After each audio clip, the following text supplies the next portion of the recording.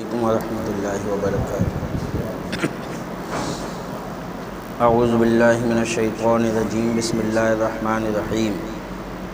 وَلَقَدْ أَنزَلْنَا إِلَيْكَ آیَاتٍ بَيِّنَاتٍ وَمَا يَكْفُرُ بِهَا إِلَّا الْفَاسِقُونَ، اور بے شک ہم نے تمہاری طرف روشن آیتیں اتاری اور ان کے منکر نہ ہوں گے مگر فاسق لوگ۔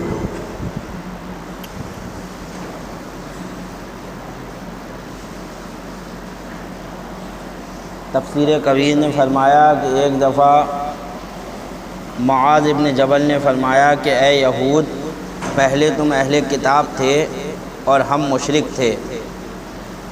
حضرت معاذ ابن جبل یہ مشرک تھے پہلے، اور یہودی تو اہل کتاب کہلاتے ہی ہیں۔ تم نے ان نبی آخر الزماں کی تعریفیں سنا کر ہمیں ان کا شیدائی بنا دیا۔ جب یہ نہیں آئے تھے، تشریف نہیں لائے تھے سرکار، تو تم بہت کہتے تھے ایک نبی آئیں گے آخری، ایسے ایسے ہوں گے، ایسی ایسی ان کے اندر خوبیاں ہوں گی، اور وہ جو ہے پوری دنیا میں اسلام پھیلائیں گے، اللہ کا دین پھیلائیں گے، فلاں فلاں اللہ کے رسول کی خوب تعریفیں کی، جس سے ہم اللہ کے رسول کے شیدائی بن گئے تھے تو مشرک۔ رب کی شان کہ ہم نے اور تم نے ان کو پا بھی لیا۔ تم ان کی تعریفیں کرتے تھے، اللہ کی شان کہ اللہ تعالیٰ نے ہمارے ہی زمانے میں انہیں بھیج بھی دیا، سرکار تشریف بھی لے آئے، تو تمہاری بتائی ہوئی صفتوں سے ہم ان پر ایمان لے آئے۔ تم نے جو خوبیاں ان میں بتائی تھیں وہ ہم نے پالی، تو ہم تو ایمان لے آئے، تم کیوں محروم رہ گئے؟ تم لوگ ایمان کیوں نہیں لائے؟ اس پر یہود نے کہا یہ توریت کی بتائی ہوئی نشانی لے کر نہ آئے، جو توریت میں نشانی تھی وہ یہ لے کر نہیں آئے، اس لیے ہم ایمان نہیں لائے، جس سے ہم ان کو نبی مانے۔ تب یہ آیت کریمہ نازل ہوئی جس میں اللہ تعالیٰ نے فرمایا اور بے شک ہم نے تمہاری طرف روشن آیتیں اتاری اور ان کے منکر نہ ہوں گے مگر فاسق لوگ۔ جو فاسق ہوں گے وہی جو ہے قرآن کا انکار کریں گے۔ یہاں فاسق سے مراد کافر ہے۔ اے نبی کریم صلی اللہ علیہ وسلم، ہم نے آپ پر وہ قرآن اتارا جو ہماری وحدانیت اور آپ کی نبوت پر کھلی ہوئی دلیل ہے۔ ان کا کوئی بھی بے علمی اور نادانی یا کسی شبہ سے انکار نہ کرے گا، بلکہ محض خباثت نفس، یا یوں کہو کہ اے نبی صلی اللہ علیہ وسلم، اگر یہود جبرائیل کی وجہ سے قرآن کو نہیں مانتے، جیسے انہوں نے پہلے کہا تھا کہ جبرائیل قرآن لے کر آئے اس لیے ہم نہیں مان رہے ہیں، تو اگر جبرائیل کی وجہ سے وہ قرآن کو نہیں مانتے تو ہم نے تو قرآن کے علاوہ اور بہت سے معجزات بھی اتارے ہیں۔ آپ کے فراق میں ستون رویا، آپ سے درختوں نے کلام و سلام کیا، آپ سے اونٹوں نے شکایت اور ہرنوں نے اپنے دکھ کی حکایت کی، آپ کے اشارے انگشت سے چاند پھٹا، سورج لوٹا، انگلیوں سے پانی کے چشمے پھوٹے، تھوڑے کھانے سے ساری خلقت سیر ہوئی۔ ان باتوں کو دیکھتے ہوئے پھر یہ کیوں ایمان نہیں لاتے؟ چلو جبرائیل والی بات چھوڑ دو، قرآن پر ایمان نہیں لائے اس لیے کہ جبرائیل لے کر آئے، لیکن آپ کو تو نبی مانتے، ہم نے تو اور معجزات بھی تو آپ کو عطا کیے تھے جس سے آپ کا نبی ہونا ظاہر ہو چکا تھا۔ پھر یہ آپ کے منکر کیوں ہیں؟ معلوم ہوا کہ جبرائیل کا فقط بہانہ ہے، ان کا نفس ہی خبیث ہے۔ خیال رہے کہ نبوت نبی کی ان کے معجزات سے معلوم ہوتی ہے۔ نبی کی نبوت جو ہے یہ معجزات کے ذریعے پہچانی جاتی ہے، اور نبی کی پہچان کے بعد کتاب اللہ کو پہچانا اور مانا جاتا ہے۔ جب نبی مانو گے تبھی تو مانو گے ان کی بات کو، وہ کہیں گے کہ یہ اللہ کا کلام ہے۔ جب تک نبی نہیں مانو گے تو اللہ کے کلام کو کیسے مان لو گے؟ تو پتہ چلا نبی کو نبی پہلے مانا جائے گا، پھر کتاب اللہ کو مانا جائے گا۔ نبوت کی پہچان کتاب اللہ کے ماننے پر موقوف نہیں، اس لیے بہت سے نبی ایسے بھی گزرے جن کے پاس کتاب اللہ تھی ہی نہیں، اور بہت سے وہ ہوئے جن کے پاس پرانی کتاب تھی، وہاں ان کی نبوت ان کے معجزات سے ہی معلوم ہوئی تھی۔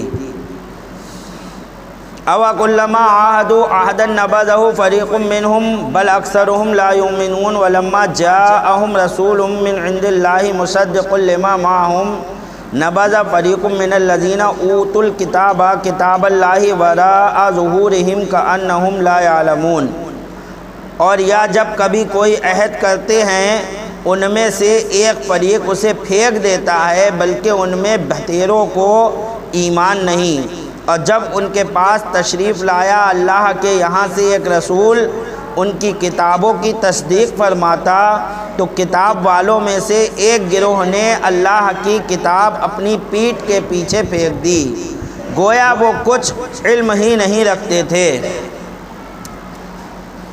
ایک بار حضور صلی اللہ علیہ وسلم نے یہود کے بڑے عالم مالک ابن سیف اور اس کی ایک جماعت کو حق تعالیٰ کے وہ عہد و پیمان یاد دلائے جو کہ توریت میں نبی آخر الزماں پر ایمان لانے کے متعلق کیے گئے تھے، تو ابن سیف جو کہ یہودیوں کا عالم تھا اس نے صاف انکار کر دیا کہ ہم سے توریت میں ایسا کوئی وعدہ نہیں لیا گیا ہے کہ ہم نبی آخر الزماں جو آئیں ان پر ایمان لے آئیں۔ انکار کر دیا کہ ہم سے اس کے متعلق کوئی عہد نہیں لیا گیا۔ اس پر اللہ تبارک و تعالیٰ نے یہ آیت کریمہ نازل فرمائی، وَاتَّبَعُوا مَا تَتْلُو الشَّيَاطِينُ عَلَى مُلْكِ سُلَيْمَانَ وَمَا كَفَرَ سُلَيْمَانُ وَلَكِنَّ الشَّيَاطِينَ كَفَرُوا يُعَلِّمُونَ النَّاسَ السِّحْرَ۔ علماء یہود جو ہیں وہ کہا کرتے تھے کہ محمد صلی اللہ علیہ وسلم پر تعجب ہے کہ حضرت سلیمان علیہ السلام کو نبی کہتے ہیں، وہ تو صرف جادوگر تھے۔ یہودی حضرت سلیمان علیہ السلام کو جادوگر مانتے تھے، کہتے تھے وہ تو جادوگر ہیں، نبی تھوڑی تھے۔ تو اور سرکار نے آ کر بتایا کہ حضرت سلیمان علیہ السلام نبی تھے، تو بولے تعجب ہے، ایک جادوگر کو نبی کہتے ہیں۔ تو ان کی تردید میں اللہ تبارک و تعالیٰ نے یہ آیت کریمہ نازل فرمائی۔ اللہ فرماتا ہے، اور اس کے پیرو ہوئے جو شیطان پڑا کرتے تھے سلطنت سلیمان کے زمانے میں، اور سلیمان نے کفر نہ کیا، ہاں شیطان کافر ہوئے لوگوں کو جادو سکھاتے تھے۔ سلیمان علیہ السلام نے کبھی جادو نہیں کرا بلکہ شیاطین جو تھے وہ لوگوں کو جادو سکھایا کرتے تھے۔ تفسیر خزائن العرفان میں فرمایا گیا کہ حضرت سلیمان علیہ السلام کی وفات کے بعد سے حضور صلی اللہ علیہ وسلم کے زمانے پاک تک یہی مشہور رہا کہ سلیمان علیہ السلام جادوگر تھے۔ تب سے لے کر سرکار کے زمانے تک سب میں یہی مشہور تھا کہ سلیمان علیہ السلام نبی نہیں بلکہ ایک جادوگر تھے۔ جادو ہی کے زور سے انہوں نے اتنی بڑی سلطنت حاصل کر لی تھی۔ حق تعالیٰ نے یہود کی تردید اور حضرت سلیمان علیہ السلام کی تائید کے لیے یہ آیت اتاری۔ ان دونوں قولوں کا نتیجہ یہی نکلتا ہے کہ ان میں کچھ اختلافات نہیں ہیں۔ حضور علیہ السلام کی تشریف آوری سے پہلے شیاطین جنات آسمان پر جاتے اور فرشتوں کے کلام سنا کرتے تھے جو آئندہ واقعات کی بابت آپس میں گفتگو کرتے ہوتے تھے۔ یہ گفتگو سن کر کاہنوں کو سناتے تھے مگر اس میں بہت جھوٹ ملا کر پھر وہ کاہن پنڈت نجومی لوگوں کو یہ خبریں پہنچاتے تھے۔ حضرت سلیمان علیہ السلام کے زمانے میں چونکہ جنات سے عمارات بنوانے، کنویں اور نہریں کھدوانے، عمدہ حوض و قلعے بنوانے کا کام لیا جاتا تھا جس سے کہ شیاطین اور انسانوں سے خلط ملط رہتا تھا۔ سلیمان علیہ السلام کے زمانے میں ظاہری طور پر جنات سامنے رہتے تھے کیونکہ وہ قلعے بنوانے کا کام، کنویں کھدوانے کا کام یہ سب انہی سے ہی کروایا سلیمان علیہ السلام نے، کہا کرو تمہیں ہی بنانا یہ سب کام۔ چونکہ جنات کی طاقت انسان سے زیادہ ہے اس لیے وہ انسانوں کو عجیب کرتب دکھا کر انہیں حیران کر دیتے تھے۔ انسان ان سے پوچھتے تھے کہ تم یہ عجیب کام کیسے کر لیتے ہو؟ تو وہ کہتے کہ فلاں منتر اور فلاں ٹوٹکے کے زور سے۔ وہ کہتے فلاں منتر ہے ہمارے پاس، وہ منتر پڑھ کے ہم یہ کام کر لیتے ہیں۔ وہ لوگ ان منتروں اور ٹوٹکوں کو جن میں سدھا کفریہ اور شرکیہ باتیں ہوتی تھیں سیکھ لیتے۔ وہ کیوں کہتے جنات ایسے؟ حالانکہ انہیں اللہ نے طاقت دی تھی، کوئی منتر ونتر نہیں، وہ تو ویسے ہی کر دیتے، لیکن وہ لوگوں کو کفر سکھانے کی وجہ سے کہ ہم ان کو کفریہ کلمے سکھائیں گے اور یہ وہ پڑھیں گے، کام ان کا ہم کر دیں گے، کلمے یہ پڑھیں گے، کام ان کا ہم کر دیں گے، لیکن اس بہانے یہ کافر ہو جائیں گے، مسلمان نہیں رہیں گے اور ایمان چھیننا یہی ہمارا کام ہے۔ تو انہوں نے وہ منتر جن میں کفریہ باتیں تھیں وہ لوگوں کو سکھانا شروع کر دی۔ سدھا کفریہ اور شرکیہ باتیں ہوتی تھیں سیکھ لیتے بلکہ لکھ لیتے، اور جب انسان بھی یہ منتر پڑھتے تو در پردہ شیطان کوئی عجیب کام کر دیتے تھے، جس سے انسانوں کو یقین ہو گیا کہ یہ منتر بہت تاثیر والے ہیں، یہاں تک کہ ان منتروں کی کتابیں تیار ہو گئیں، پوری تیار ہو گئیں، جادو کی کتابیں تیار ہو گئیں، ان میں منتر تھے، وہ منتر لوگ سیکھتے پڑھتے، فوراً شیطان اس کام کو کر دیتا۔ جو منتر جس کام کے لیے ہوتا، شیاطینوں میں یہ بات ہو گئی تھی کہ یہ منتر پڑھا جائے گا تو یہ کام کرنا ہی کرنا ہے اس کا، کیونکہ جب عقیدہ ہوگا تبھی تو وہ اس طرف کو بڑھیں گے، تو لہٰذا اس کی کتابیں تیار ہو گئیں۔ ہوتے ہوتے سلیمان علیہ السلام کو خبر لگی، آپ نے اپنے وزیر آصف بن برقیہ کو حکم دیا کہ شیطانوں کو جمع کر کے انہیں انسانوں سے ملاقات کرنے سے روک دو، تمام شیطانوں کو اکٹھا کرو، کیونکہ اللہ تعالیٰ نے آپ کو یہ طاقت دی تھی کہ آپ کی حکومت تمام انسانوں، تمام جناتوں ہیں، شیاطینوں، پرند، ہوا سب پر تھی، تو آپ نے تمام شیاطین کو جمع کر دیا کہ تمام شیاطین کو اکٹھا کرا جائے اور ان کو انسانوں سے الگ کرا جائے، انسانوں سے ملاقات کرنے سے روک دو، اور وہ تمام کتابیں جمع فرما کر صندوق میں بھر کر اپنے تخت کے نیچے دفن کرا دیں۔ جتنے منتر کی کتابیں تھیں سب ایک جگہ اکٹھا کریں اور اپنے تخت کے نیچے دفن کر دی کہ آج سے ان منتروں کو کوئی نہیں پڑھے گا، یہ سب کفریہ باتیں ہیں۔ اور حکم دیا کہ جو کوئی منتر جادو کرے گا سخت سزا پائے گا۔ آپ کی وفات کے بعد شیطان یہود کے پاس انسانی شکل میں آیا اور بولا کہ تمہیں خبر ہے کہ حضرت سلیمان کو اتنی بڑی بادشاہت کیوں کر ملی تھی؟ جب سلیمان علیہ السلام کا وصال ہو گیا تو انسانی شکل میں شیطان آیا یہودیوں کے پاس اور کہا تمہیں پتہ ہے سلیمان علیہ السلام اتنے بڑے بادشاہ کیسے بن گئے کہ پوری دنیا پہ انہوں نے حکومت کر لی؟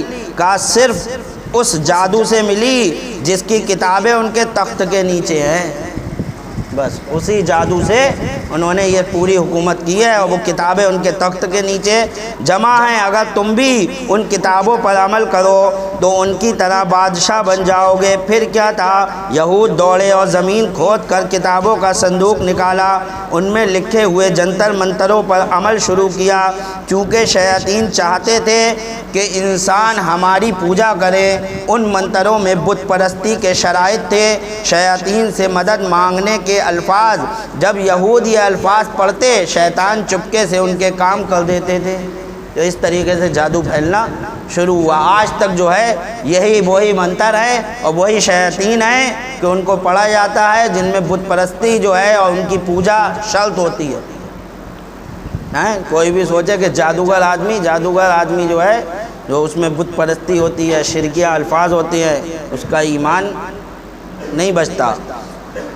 شیطان چپکے سے ان کا کام کر دیتے۔ رفتہ رفتہ تقریباً ساری قوم یہود نے توریت کو چھوڑ دیا اور ان واہیات میں پھنس گئی، اور ان میں یہ مشہور ہو گیا کہ سلیمان علیہ السلام بادشاہ نہ تھے، صرف جادوگر۔ حضور علیہ السلام کے زمانے پاک تک یہی مشہور رہا۔ اس آیت نے اصلی بات بتا دی، سرکار نے قرآن کی آیت کریمہ نازل ہوئی اور بتا دیا گیا کہ سلیمان علیہ السلام جادوگر نہیں تھے، اور حضرت سلیمان علیہ السلام سے یہ اتہام دور کیا، فرمایا کہ اے بے دین یہودیوں، حضرت سلیمان پیغمبر ہیں اور جادو یا تو خود کفر ہے یا اس میں بت پرستی، جنات پر بھیٹ قربانی، ان کی نظر و نیاز وغیرہ کفریات کی شرطیں ہیں، یا یہ کہ کفار کا کام ہے۔ اتنا بڑا پیغمبر کفر کیسے کر سکتا ہے؟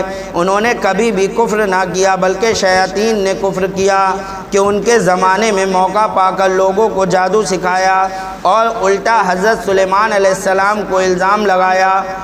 وہ اس الزام سے بری ہیں، اللہ کے مقبول پیغمبر ہیں۔ نمرود کے زمانے میں تانبے کی ایک بت تھی، جس وقت کوئی جاسوس یا چور اس شہر میں آتا تو اس بت سے آواز نکلنے لگتی۔ یہ سب جادو کی باتیں اب دکھا رہے ہیں کہ جادو سے لوگوں نے کیا کیا کرا ہے۔ یہ نمرود کے زمانے میں ایک بطخ تھی تانبے کی، جیسے ہی کوئی شہر میں چور گھستا فوراً وہ بول جاتی، تو پتہ چل جاتا کوئی چور آ گیا، آواز نکلتی جس سے وہ پکڑا جاتا۔ ایک نقارہ تھا کہ جب کسی کی کوئی چیز گم ہو جاتی اس میں چوب مارتے، نقارہ اس چیز کا پتہ بتا دیتا کہاں ہے وہ چیز۔ ایک آئینہ تھا جس سے غائب شخص کا حال معلوم ہوتا تھا۔ جب کبھی اس آئینے میں نظر کی وہ غائب آدمی اس کا شہر اور قیام گاہ اس میں نمودار ہو گئی۔ نمرود کے دروازے پر ایک درخت تھا جس کے سائے میں درباری لوگ بیٹھتے تھے۔ جوں جوں آدمی بڑھتے جاتے اس کا سایہ پھیلتا جاتا تھا، جیسے لوگ بڑھتے جاتے سایہ بھی بڑھتا جاتا۔ 1,00,000 آدمی تک سایہ پھیلتا رہتا، یہاں تک کہ 1,00,000 آدمی اس میں بیٹھ جاتے اور وہ سب کو اپنے سائے میں لے لیتا تھا۔ اگر 1,00,000 سے ایک بھی زیادہ ہو جاتا سارے دھوپ میں آ جاتے، 1,00,000 سے ایک بڑھا اور سب ختم، پھر سب دھوپ میں آ گئے، تو 1,00,000 تک وہ بڑھتا تھا، دھوپ میں آ جاتے۔ ایک حوض تھا جس میں مقدمات کا فیصلہ ہوتا، مدعی اور مدعا علیہ باری باری اس میں گھستے، جو سچا ہوتا اس کے ناف کے نیچے پانی رہتا تھا اور جو جھوٹا ہوتا اس میں غوطہ کھاتا تھا۔ اگر فوراً توبہ کر لیتا تو بچ جاتا ورنہ ہلاک ہو جاتا۔ اس قسم کے طلسمات پر اس نے دعوی خدائی کیا تھا، نمرود نے جو خدائی کا دعویٰ کیا تھا یہی تمام جادو کی چیزوں کے ذریعے کہا تھا میں ہی خدا ہوں۔ اور یہ دیکھو تو دکھانا مطلب یہ ہے کہ جادو جو ہے وہ ہوتا ہے، جادو ہو سکتا ہے۔ جادو خالص کفر و شرک ہے کیونکہ اس میں جادوگر تمام چیزوں کی روحوں کو مستقل مؤثر جانتا ہے اور ان کی قربانی، نظر و نیاز، استمداد وغیرہ کرتا ہے۔ دوسری قسم یہ ہے کہ جنات شیاطین کو تابع کر لیا جاتا ہے اور ان سے حسب منشا کام لیا جائے، اس کا اب بھی بہت رواج ہے اور یہ آسانی سے حاصل بھی ہو جاتا ہے۔ یہ بھی صریح کفر ہے کہ اس میں بتوں کی پرستش، ان کے نام کی بھیٹ و قربانی وغیرہ کرنا ہوتی ہے۔ تو یہ 2 قسمیں بتا دی، دونوں کفر۔ تیسری قسم بتا رہے ہیں، تیسری قسم یہ ہے کہ مردہ انسانوں کی روحوں کو منتر وغیرہ سے قبضے میں کیا جاوے اور اس سے کام لیے جائیں، اور اس کو عمل حمزات یا عمل بیر بھی کہتے ہیں۔ یہ بھی کفر ہے کہ اس میں شیاطین کی پرستش اور ان سے استمداد وغیرہ ہوتی ہے کہ حمزات کو ہمارے قابو میں کر دو، تو یہ بھی کفر ہے۔ اس قسم کا جادو شہوت پرستی اور غصہ وغیرہ میں کام آتا ہے، اس لیے عیاش جوگی وغیرہ اس کے عامل ہوتے ہیں۔ چوتھی قسم یہ ہے کہ کسی ذریعے سے انسان کے خیالات اور حواس خراب کر دیے جاتے ہیں جس سے اس کو کچھ کا کچھ نظر آنے لگتا ہے، اس کو نظر بندی کہتے ہیں۔ اسی جادو کا فرعون کے زمانے میں بہت زور تھا۔ قرآن کریم فرماتا ہے یُقَیَّلُ إِلَيْهِ مِن سِحْرِهِمْ أَنَّهَا تَسْعَىٰ، وہ رسیوں کو سانپ کی طرح چلتا پھرتا دکھائی دیتے تھے۔ یہ فرعون کے زمانے میں تھا نظر بندی کا، جو رسیاں پھینکی تھیں اور سب سانپ نظر آ رہے تھے۔ آج بھی بعض جادوگر مٹی کا روپیہ بنا کر لوگوں کو دکھاتے ہیں اور پھر پیسے کی بھیک مانگتے ہیں، ہے نہیں؟ مٹی کا روپیہ بنا کر دکھائیں گے اور پھر پیسے کی بھیک مانگتے ہیں۔ اگر وہ مٹی واقعی روپیہ ہو جاتی تو یہ بھیک کیوں مانگتے؟ اس قسم کا جادو کفر نہیں، یہ نظر بندی والا جو جادو ہے یہ کفر نہیں ہے۔ وہ 3 قسمیں بتا دی، وہ کفر میں آ گئی تینوں، لیکن نظر بندی کا جو جادو ہے کہنا یہ کفر نہیں ہے۔ ہاں، اولیاء اللہ کے مقابلے میں کیا جائے تو گناہ کبیرہ ہے۔ کسی ولی کے مقابلے میں کرے کوئی جادوگر تو گناہ کبیرہ ہوگا، کیونکہ ایک ولی کا مقابلہ کر رہا ہے، گناہ کبیرہ ہے۔ اور انبیاء کے مقابلے میں ہو تو کفر ہے، اگر نبی کے مقابلے میں آئے تو کفر ہے، کہ نبی کا مقابلہ ہی کفر ہے، کسی نبی سے مقابلہ کرنا یہی کفر ہے۔ تو کفر، کیونکہ مقابلہ نبی کفر ہے۔ 5ویں قسم خیالی جادو ہے کہ مطلوب کی صورت کو سامنے رکھ کر اس پر نظر اور خیال خوب جمایا یہاں تک کہ مقصد حاصل ہو گیا۔ اس کو مسمرزم بھی کہتے ہیں کہ انسان کی نظر سے چیز کھینچ آتی ہے اور معلق ہو جاتی ہے وغیرہ وغیرہ۔ یہ جادو اگر حلال کام کے لیے کیا جائے تو حلال ہے اور حرام کے لیے ہو تو حرام ہے۔ 6ٹھی قسم نیرنج ہے، جس میں بعض دوائیں وغیرہ کے ذریعے عجیب کام کیے جاتے ہیں۔ مثلا کوئی شخص اپنی انگلی کو کابلی سرکے میں ترک کر کے سمندری جھاگ میں ملا کر مالش کرے تو انگلیاں آگ میں نہ جلیں گی۔ تو یہ دواؤں کے ذریعے کرا اس نے، اور پھر آگ میں ڈال کے دکھا دیا کہ دیکھو کہیں جل رہی ہیں، تو یہ دواؤں کے ذریعے جادو دکھا رہا ہے وہ، نہ جلیں گی وغیرہ وغیرہ۔ بعض گھڑیوں کے حروف رات میں چمکتے ہیں، ان میں بھی کوئی مصالح ہی ہوتا ہے۔ ساتویں قسم سحر حیل ہے، جس میں سائنسی آلات کے ذریعے عجیب کام ہوتے ہیں، جیسے ریڈیو، فوٹوگراف وغیرہ ہیں۔ آپ دیکھ رہے ہیں کہ یہاں بیٹھے ہیں اور یہاں سے آپ آواز امریکہ پہنچا رہے، تو یہ سائنس کے ذریعے پہنچ رہی ہے۔ یہ بھی تو ایک طرح کا جادو ہی ہے کہ آپ یہاں بیٹھ کے اپنی آواز کیسے موبائل کے ذریعے پہنچا رہے ہو، تو یہ سائنس کے آلات کے ذریعے پہنچائی جا رہی ہے۔ آٹھویں قسم شعبدہ ہے، جس کو ہاتھ کی صفائی بھی کہتے ہیں۔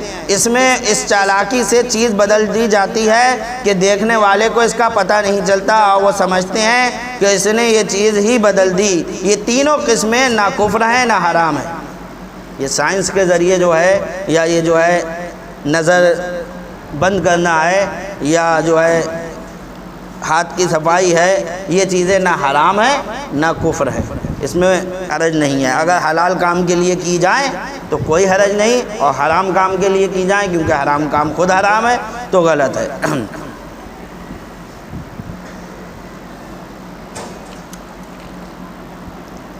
آیت قرآنیہ اور اعمال جائز اور اسماء الہیہ سے وہ عجیب باتیں دکھائیں جن سے ساحر بھی حیران رہ گئے۔ صوفیاء اکرام، صوفیاء اعظام نے آیات قرآنیہ اور اعمال جائز اور اسماء الہیہ سے وہ عجیب باتیں دکھائیں جن سے ساحر بھی حیران رہ گئے۔ بزرگوں کے کمال یا اعمال کو نہ دیکھنا اور ان کا حال دیکھنا اور اسے ناجائز طریقوں سے حاصل کرنے کی کوشش کرنا اور ان پر جھوٹے اتہام باندھنا کہ انہیں یہ مال فلاں ناجائز طریقے سے حاصل ہوا، کفار کا طریقہ ہے۔ بزرگوں کے طریقہ دیکھ لیا اور یہ نہیں دیکھ رہا ہے کہ بزرگوں نے کس طریقے سے اس کام کو کرا ہے، یہ دیکھ رہا ہے کہ ہاں انہوں نے فلاں چیز ایسے جو ہے کر دی۔ یہ بھی تو دیکھو کہ وہ کتنی شریعت کی پابندی کر کے انہوں نے اس چیز کو حاصل کیا ہے۔ تم بھی اسی طریقے پہ چلو تو اس طریقے کو چھوڑ کر تم جادو کے طریقے پہ بھاگ رہے ہو، تو یہ طریقہ غلط ہے۔ اللہ تبارک و تعالی ہمیں اور آپ کو سب کو عمل کی توفیق عطا فرمائے۔ سنتیں پڑھ لیجیے۔